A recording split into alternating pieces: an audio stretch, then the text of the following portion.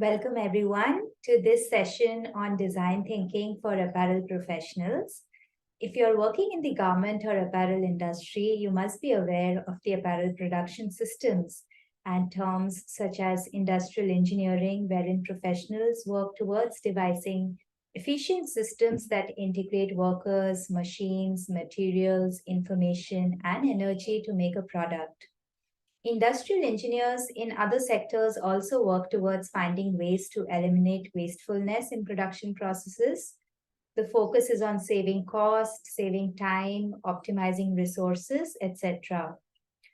With almost every production unit having identified this as an important aspect of business to improve productivity and profitability, what else is there that the management endeavors to achieve?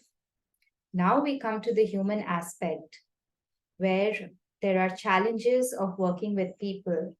If you have worked in the garment industry, you may be aware of some of the most common challenges that we face, whether it's related to the attrition rate, skill gaps, resource crunch, manpower not available locally, and challenges of outsourcing.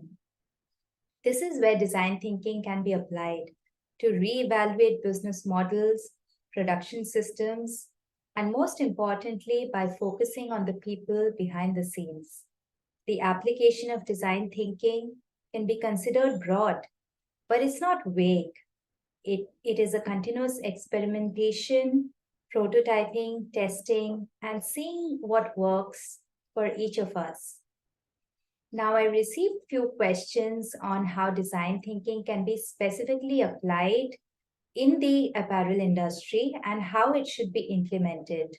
How can we skill people on design thinking?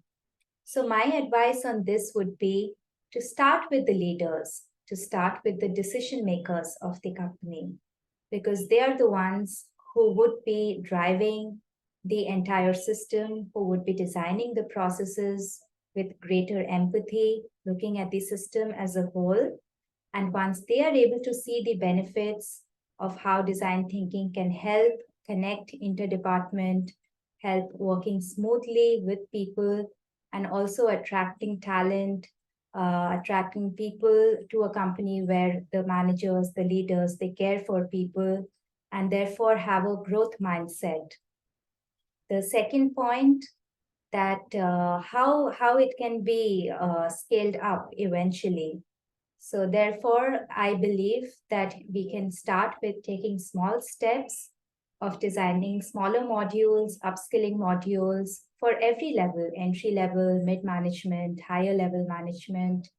And it could even be small workshops, intensive workshops, where people are oriented on what is the philosophy of design thinking, how one can think out of the box, how one can develop greater empathy, what is the human-centered approach, how it is more hands-on, and how to not be afraid of experimenting, trying out, and looking at things from new perspective, which can definitely bring out new solutions for people and help the organization to grow.